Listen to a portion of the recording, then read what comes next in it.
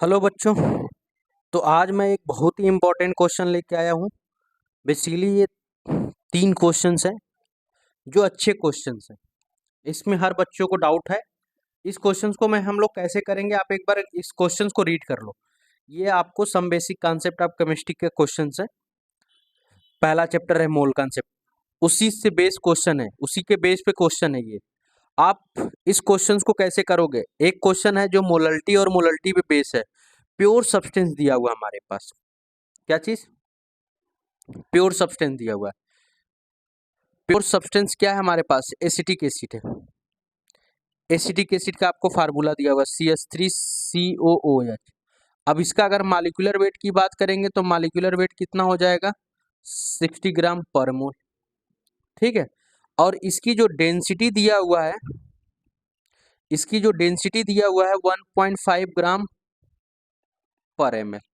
बस आपको इतना ही क्वेश्चन दिया हुआ, उसके बाद आपको मोलल्टी पूछ रहा है और मोलल्टी पूछ रहा है, यानी कि आपसे पूछ रहा है कैपिटल एम और स्मॉल एम दोनों पूछ रहा है। तो इस तरह के क्वेश्चंस को आप कैसे करोगे? तो पहले हम मोलल्टी के बारे में जान लेते हैं। मोलल्टी क्या होता है? तो मोलल्टी होता है number of mole of solute upon में volume of solution in litre, यही होता है। अब आप इस क्वेश्चन को ध्यान से देखिए। अगर कहीं पे डेंसिटी दिया हुआ 1.5 ग्राम पर ml, तो इसका मतलब क्या है कि अगर हमारा 1 ml है तो उसका मास कितना होगा? 1.5 ग्राम। यानी कि अगर हम 1 ml हमारे पास सोल्यूशन है, 1 ml हमारे पास सोल्यूशन है, तो उसका मास कितना हो जाएगा? 1.5 ग्राम हो जाएगा। तो अगर हमें मास पता चल गया तो मोल पता चल गया। मोल इक्वल टू कितना हो जाएगा? गिवन मास 1.5, और इसका मॉलिक्यूलर मास कितना हो जाएगा? 60। तो ये हमें पता चल गया मोल। और हमें वॉल्यूम कितना दिया हुआ है? 1 ml वॉल्यूम हमारा। वॉल्यूम कितना है हमारा? 1 ml है। इसका मतलब क्या हो जाएगा? लीटर के टर्म में देखना चाहेंगे तो 1/1000 हो जाएगा, इतना लीटर हो जाएगा। अब आगे आते हैं। तो मोलल्टी इक्वल टू कैपिटल है। क्या आया था? नंबर ऑफ मोल कितना आया था? 1.5 डिवाइडेड बाई 60। और वॉल्यूम कितना आया था? 1/1000 आया था। अब इसको ऊपर ले जाओ, 1000 इंटू 1.5 अपान में 60। इसको हटा दो, यहाँ पे कर दो, एक डेसिमल हो जाएगा तो ये 15 हो जाएगा, ये 6। तो ये 2 से 2 कैंसिल हो जाएगा, ये 15 चौक के 1 से 1 कैंसिल कर लो, ये 15 चौक के 60, 4 से कट जाएगा तो ये हो जाएगा 25। तो मोलल्टी कितनी आ जाएगी? मोलरिटी कितनी आ जाएगी? 25 कैपिटल है। ठीक है। अब बात आती है, अब नॉर्मल अगर मैं बात करूं कि किसी सॉल्वेंट का अगर हमसे मोलरिटी पूछता है तो उसका जनरल फार्मूला मैं बता देता हूं। किसी सॉल्वेंट का अगर हमसे डायरेक्ट मोलरिटी पूछता है, किसी भी सॉल्वेंट का, हमें सोल्यूशन की बात नहीं कर रहा है, सिर्फ सॉल्वेंट की बात कर रहा है, तो उसकी मोलरिटी हम लोग कैसे निकालेंगे? तो उसकी मोलरिटी होता है 1000 इंटू डी अपान में मॉलिक्यूलर वेट। आप ये निकाल लगा के निकालोगे तो भी आपका आ जाएगा मोलरिटी। ठीक है, ये आपके लिए इंपॉर्टेंट फार्मूला। तो मोलरिटी कितनी हो जाएगी? तो मोलरिटी अगर निकालना होगा तो 1000, डेंसिटी कितना दिया था? 1.5, मॉलिक्यूलर वेट कितना हो जाएगा? 60। आप इसको सॉल्व कर लो, ये डेसिमल हटा के यहाँ से, ये 15 चौके 60 हो जाएगा, ये 1 से 1 से कैंसिल हो जाएगा, तो 100/4 देखियो 25 आ गया। तो मोलरिटी के लिए ये फार्मूला यूज कर सकते हो। आप मोलरिटी की बात कर रहा है, मोलरिटी की बात कर रहा है, मोलरिटी कैसे निकालेंगे आप? तो मोलरिटी का क्या फार्मूला होता है? मोल ऑफ सॉल्यूट अपान में मास ऑफ सॉल्वेंट इनटू 1000, अगर इन ग्राम में हुआ तो। ठीक है। अब मोल कितना आया था हमारा? 1.5 अपान में 60। Mass of solvent, mass of solvent कितना होगा इस पर? तो मास ऑफ सॉल्वेंट कितना हो जाएगा? 1.5। 1 ml का मास कितना है 1.5। तो यही हमारा सोल्यूशन भी है, यही हमारा सॉल्वेंट है। तो मास ऑफ सॉल्वेंट कितना हो जाएगा 1.5 इंटू 1000 कर देंगे, ये ग्राम में हो गया।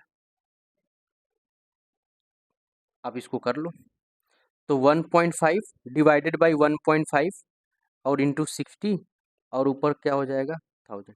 तो ये कैंसिल हो जाएगा, तो ये क्या आ जाएगा 1000/60 आ जाएगी, ये कैंसिल आउट हो जाएगा। तो 100/6 यानी कि डिवाइड कर लो तो 1 हो जाएगा, 16.66 हो जाएगा आंसर। तो मोलरिटी कितनी आ जाएगी, ये आपका आंसर आ जाएगा। मोलरिटी 25 और मोलरिटी 16.67।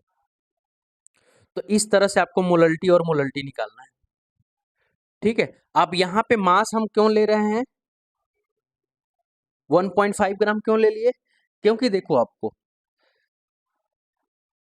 सॉल्वेंट ही हमारा सोल्यूशन है, सॉल्वेंट ही हमारा सॉल्यूट है, सब हमारा एक ही है।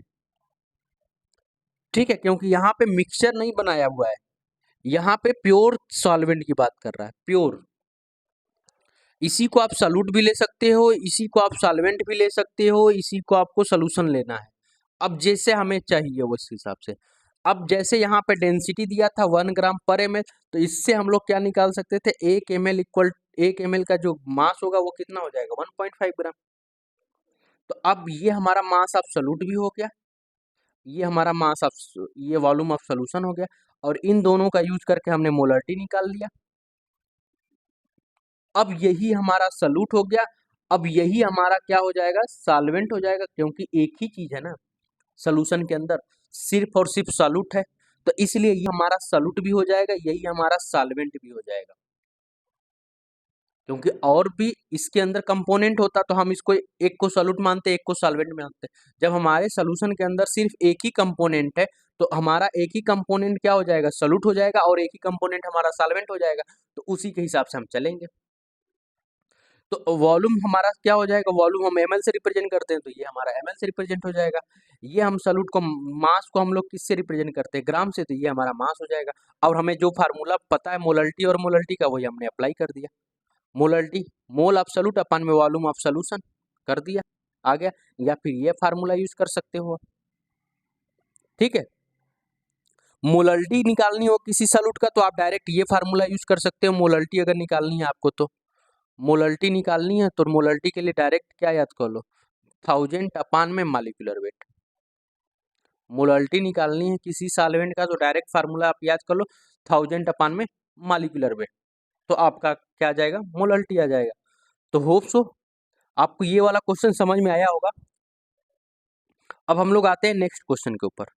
अब नेक्स्ट क्वेश्चन हमारा क्या है, नेक्स्ट क्वेश्चन हमारा ये है phosphine PS3 decompose to produce P4 and H2। हमारा कोई फास्फिन है, ठीक है, फास्फिन हमारा PS3, ये इसको डिकम्पोज किया जा रहा है, तो ये P4 बन रहा है और H2 गैस बना रहा है। ठीक है, P4 डिकम्पोज किया जा रहा है तो फास्फोरस गैस बना रहा है और हाइड्रोजन गैस बना रहा है, इसको हीट किया जा रहा है। तो अब इसको बैलेंस कर लो, क्योंकि जब भी हमें रिएक्शन की बात करता है डिकम्पोजिशन कर रहा है मतलब रिएक्शन की दे रहा है, जब भी हमें रिएक्शन की बात करेगा तो हम रिएक्शन को क्या करेंगे बैलेंस करेंगे। तो यहाँ पे 4 कर देंगे तो ये P बराबर हो जाएगा, 4 से यहाँ 12 कर देंगे तो यहाँ पे 6 करना पड़ेगा, ये हमारा बैलेंस हो गया। अब इस बैलेंस रिएक्शन में क्या बोल रहा है आपको, वॉल्यूम कितना दिया हुआ है 100 ml दिया हुआ है। ठीक है, तो अगर मैं गेल लुजेक लॉ लगाऊं गैसियस वाला, क्योंकि ये भी गैसियस फॉर्म में है, फास्फिन भी गैस होता है, वॉल्यूम दिया है तो गैस हो, और ये भी क्या है गैस में है, तो हम गेल लुजेक लॉ लगा सकते हैं। गेल लुजेक लॉ मतलब कि जितना वॉल्यूम में ये जितने जिस मोल में इनका स्टाइकियोमेट्रिक होता है उसी के रेशियो में ये लोग वॉल्यूम में भी जुड़े होते हैं। तो आप देखो यहाँ से 4 मोल फास्फिन 1 मोल हमें क्या प्रोड्यूस कर रहा है P4 प्रोड्यूस कर रहा है 4 मोल, यानी कि अगर हम इसको जनरल भाषा में बोलना चाहें तो अगर 4 ml 1 ml प्रोड्यूस कर रहा है P4 और 6 ml प्रोड्यूस कर रहा है हाइड्रोजन, यानी कि 4 ml जो है टोटल 7 ml को प्रोड्यूस कर रहा है।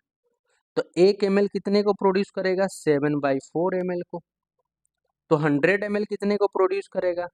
7/4 इंटू 100, तो ये कट के 25 हो जाएगा, तो 175 आ जाएगा। 175 ml क्या होगा? इतना गैस प्रोड्यूस होगा। और यही गैस प्रोड्यूस क्या होगा? पूछ रहा है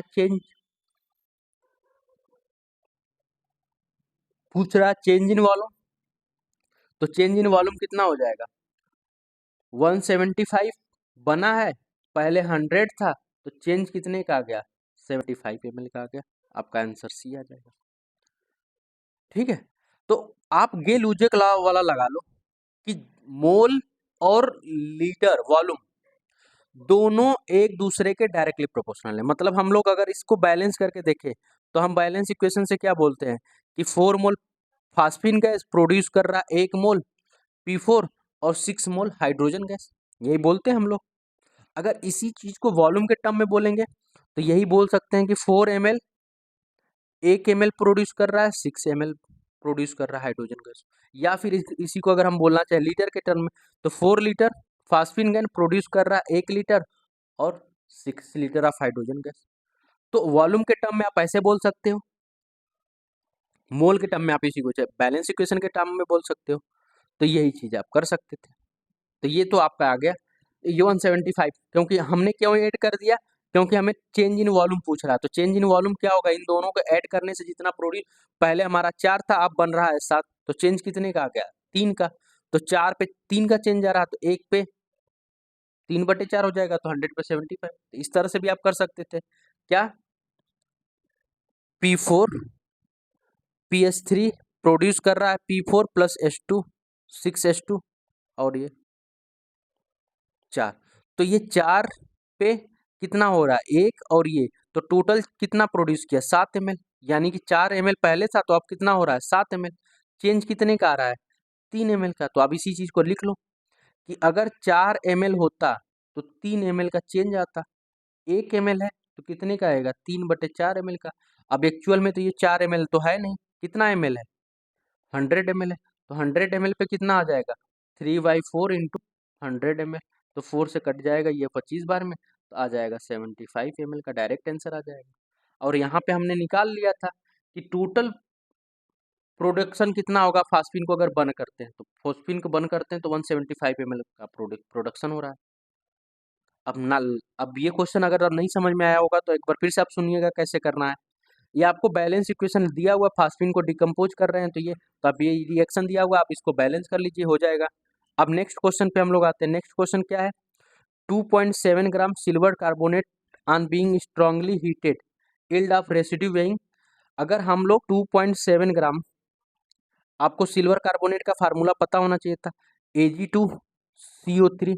इसको अगर हम लोग हीट करते हैं, तो इसको हीट करते हैं तो हमें मिलता है सिल्वर आयन, 2 मोल सिल्वर आयन मिलता है। कार्बोनेट को हीट करते हैं तो कार्बन डाइऑक्साइड बनता है और फिर ऑक्सीजन बन जाता है। ये आपका बैलेंस इक्वेशन हो गया। अब देखिए, अब अगर हम लोग इस कार्बन डाइऑक्साइड सिल्वर कार्बोनेट को अगर हीट कर रहे हैं तो कार्बन डाइऑक्साइड बन रहा है, ऑक्सीजन गैस बन रहा है। अब हमने इस कंटेनर के अंदर लिया, इस कंटेनर को ध्यान से सुनिए, इस कंटेनर को हमने लिया, इसको हीट करना शुरू किया। इसके अंदर हमने क्या रखा हुआ है? Ag2CO3, मतलब सिल्वर कार्बोनेट। हमने इसको हीट करना शुरू किया। अब हीट करेंगे तो इसके अंदर क्या बनेगा? Ag बनेगा, कार्बन डाइऑक्साइड बनेगा और ऑक्सीजन गैस बनेगा।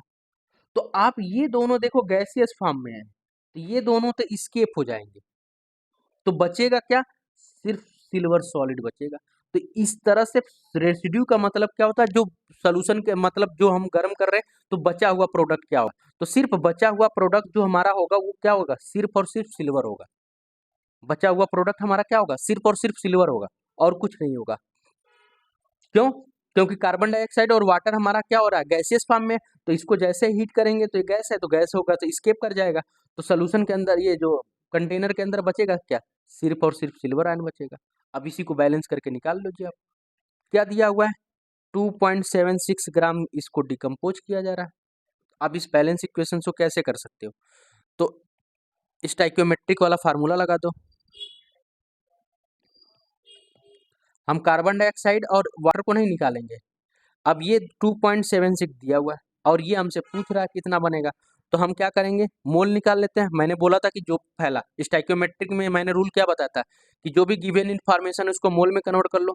तो ये हमारा मोल कितना आ जाएगा 2.76, और इसका मास निकालेंगे तो इसका मास कितना आ जाएगा, आप करेंगे तो 216 आ जाएगा इसका मालिकुलर मास। Ag2 कार्बोनेट का, तो सिल्वर का तो 108 होता है, तो 108 × 2 करोगे तो 216 आ जाएगा, प्लस कार्बोनेट का आयंस का 60 होता है, 12 और 48 48 60, तो ये आ जाएगा 276। हाँ सॉरी, 276 आ रहा है ये मालिकुलर मास, 276 आ रहा है, यानी कि इसका कितना मोल आ जाएगा, तो 0.01 मोल आ जाएगा। ठीक है, अब मोल में पता चल गया, तो हम क्या करेंगे, मोल अपान में स्टोइकियोमेट्रिक, मोल अपान में स्टोइकियोमेट्रिक किसका, Ag2CO3 कितना है, स्टोइकियोमेट्रिक 1 बराबर करेंगे जिसका निकालना होता है उसका, तो ये कितना है, तो Ag का मोल अपान में 2। अब इसका स्टोइकियोमेट्रिक किए तो कितना आ गया हमारा 0.01 डिवाइडेड बाई 2, तो ये आ जाएगा Ag का मोल कितना आ जाएगा 0.02। मोल पता चल गया तो मास पता चल जाएगा, मालिकुलर वेट से मल्टीप्लाई कर देते हैं। मालिकुलर मास कितना होता है 108, तो ये मल्टीप्लाई करेंगे तो कितना आ जाएगा, इसको 100 लिख लो, तो 2 का मल्टीप्लाई करेंगे तो 216 अपान में 100, यानी कि 2.16 ग्राम आ रहा है। तो हमारा जो रेसिड्यू बचेगा वो कितना बचेगा, 2.16 ग्राम बचेगा। तो स्टोइकियोमेट्रिक के क्वेश्चंस को कैसे लगाना है आपको, जो भी गिवन इन्फॉर्मेशन दिया हुआ है उसको किस में हमने कन्वर्ट कर दिया, यहाँ पे मोल में कन्वर्ट कर दिया, मोल अपान में स्टोइकियोमेट्रिक, मोल अपान में स्टोइकियोमेट्रिक कर दिया। तो यहाँ से इस Ag का मोल बच गया, आ गया 0.2, तो मास निकालना है तो 2.16 हो जाएगा, मल्टीप्लाई कर देंगे उसको मालिकुलर मास से। तो हम क्यों सिल्वर का निकाल रहे हैं, क्योंकि ये दोनों तो गैसियस फॉर्म में, ये दोनों तो स्केप हो जाएंगे, जैसे इनको हमने हीट करना शुरू किया तो ये दोनों गैसियस फॉर्म में, ये दोनों कंटेनर के अंदर हीट करेंगे तो दोनों निकल जाएगा, बचेगा क्या, सिल्वर आयन बचेगा, सिल्वर आयन हमारा बचेगा। तो इस तरह से आप इस क्वेश्चन को सॉल्व कर सकते हो। तो होप सो ये वीडियो आपको पसंद आया होगा। ऐसे ही और क्वेश्चंस के लिए हमारे चैनल पे बने रहिए। अगर आपको भी कोई क्वेश्चंस नहीं आता है, किसी क्वेश्चंस में आपको प्रॉब्लम होती है, तो आप उस क्वेश्चंस को कमेंट करिए, मैं उसका भी एक वीडियो बना के आपको जरूर प्रोवाइड करूंगा। ऐसे ही हम और क्वेश्चंस लेके आएंगे, इसके लिए हमारे चैनल पे बने रहिएगा। धन्यवाद, थैंक यू।